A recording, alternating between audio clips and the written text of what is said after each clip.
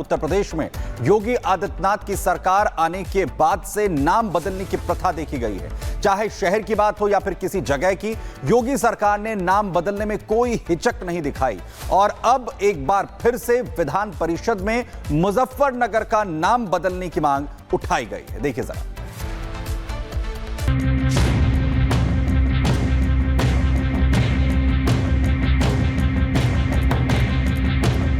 उत्तर प्रदेश के सीएम योगी आदित्यनाथ ने 4 मार्च को विधानसभा में हुंकार भरी, साफ कहा कि जो हमारा है वो हम लेकर रहेंगे। तो आज विधान परिषद सदस्य ने बीजेपी सदस्य मोहित बेनीवाल ने राज्य के एक शहर का नाम बदलने की मांग उठा दी।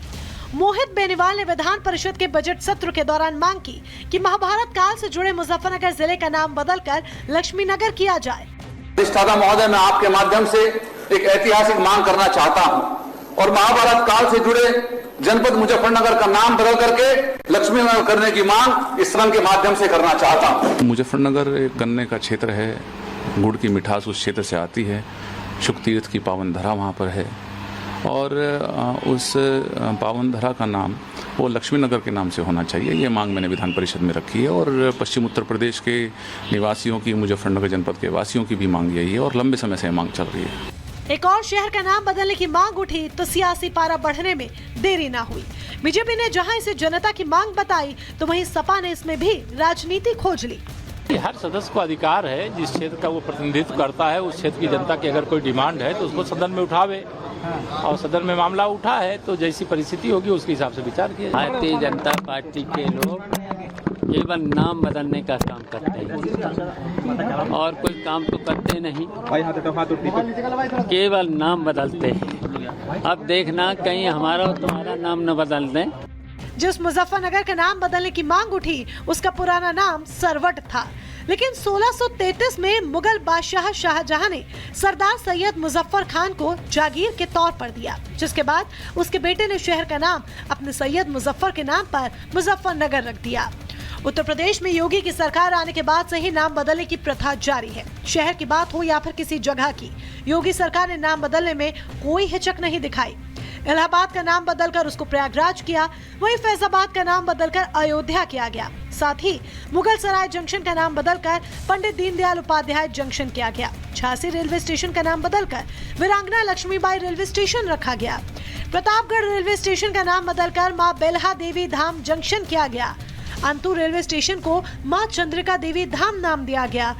अब अगर यूपी सरकार मोहित बेनीवाल की मांग मान लेती है तो योगी राज में ये तीसरा शहर होगा जिसका नाम बदल जाएगा। Bureau report, Republic Bharat. तो मुजफ्फरनगर का नाम लक्ष्मीनगर करने की मांग यहां पर की गई है और ऐसे में स्थानीय लोगों का क्या कुछ कहना है वो आपको सुनवाते हैं। मुजफ्फरनगर की बुनियाद रखी गई थी शाहजहां के दौर में।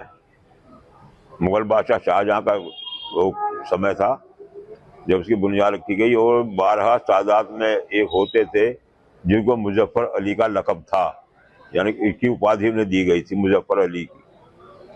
तो उन्होंने इसकी बुनियाद रखी थी। नाम बदला जाता है तो मुझे कोई आपत्ति नहीं, नाम यही रहता है तो मुझे कोई आपत्ति नहीं। कुछ भी बदल लो जी, हुकूमत इन्हीं की चल रही फिलहाल तो बीजेपी वालों की। अच्छा, इसका कुछ भी कर लो, मुजफ्फरनगर रख लो, लेकिन नाम तो रहेगा मुजफ्फरनगर ही। इसका नाम से कुछ नहीं होता, नाम तो शहर का जो पहले से पढ़ता हुआ आ रहा है वही नाम सही है, जो ठीक है वो पहले से ही ठीक है। लेकिन सरकार रोजगार पे बात करे, सरकार को बात करनी चाहिए इस शहर में कितनी तरक्की हुई है, इन 10 सालों में क्या हुआ है इस शहर के अंदर। इस चीज़ के ऊपर कोई नहीं देखता। यहाँ सरकार देख रही है इसका नाम चेंज कर दो, यहाँ पे होटल बंद कर दो, वे बंद कर दो, सिर्फ इस चीज़ को देख रही है सरकार इस टाइम। मुझे ऐसा है, इसका नाम बदलने से क्या फ़ायदा। जो मुजफ्फरनगर है प्यार वाला और प्यार वाला ही रहेगा, बाकी ये राजनीति इसे बदले कोई ये बदल नहीं जाएगा। लेबर सरकार है, कुछ भी बदल सकती है, इनको क्या देखना। सरकार है, कुछ भी लक्ष्मी नगर कर दो या कुछ भी गणेश नगर कर दो या जो भी उन्हें करना कर दो, हमें कोई दिक्कत नहीं है इस बात की। और जो करना उन्हें सरकार है, कुछ भी कर सके। मुजफ्फरनगर भी कोई बुरा नाम नहीं था, मगर वो और अगली खबर भी उत्तर प्रदेश से ही है। उत्तर प्रदेश के संभल की जिस मस्जिद को कल हाईकोर्ट ने विवादित स्थल कहा, आज उसमें हिंदू पूजा की मांग की, हिंदू की ओर से पूजा की मांग की गई है। हिंदू संगठन ने प्रशासन से पूजा की अनुमति देने की मांग की है, क्योंकि स्थानीय लोगों का दावा है कि ये जगह हरिहर मंदिर की है। हमने तो वही कहा है कि जो हमारा है वो हमें मिल जाना चाहिए।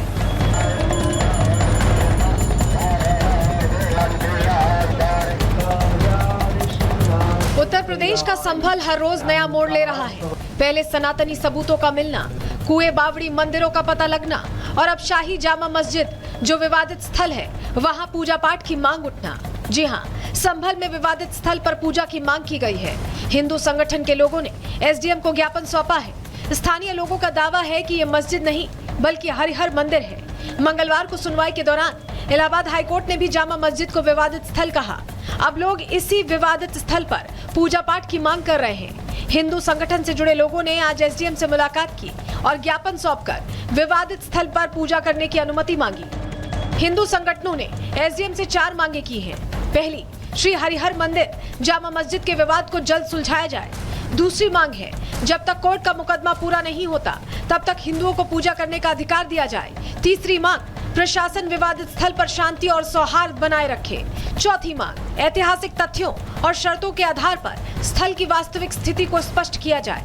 देखिए, माननीय न्यायालय के माध्यम से जो इस समय जो विवादित स्थल है इसको विवादित ढांचा घोषित किया गया है। हमारी मांग ये है कि मुस्लिम पक्ष जो इसमें नमाज अदा कर रहे हैं या तो इस पर भी प्रतिबंध लगना चाहिए या फिर हमारे हिंदू समाज को भी इसमें पूजा का अधिकार प्राप्त होना चाहिए। संभल में जो है सनातनियों की जो है सुरक्षा व्यवस्था को देखकर जो है सारे कार्य प्रशासन कर रहा है और भी मजबूती से कार्य होने चाहिए।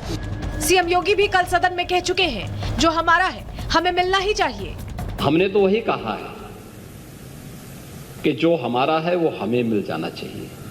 हम उससे तर कहीं नहीं जा रहे हैं और उससे तर कहीं नहीं। इससे पहले हुई कोर्ट की सुनवाई के दौरान एएसआई ने जो सर्वे रिपोर्ट पेश की थी उससे कई चौंकाने वाले खुलासे हुए थे।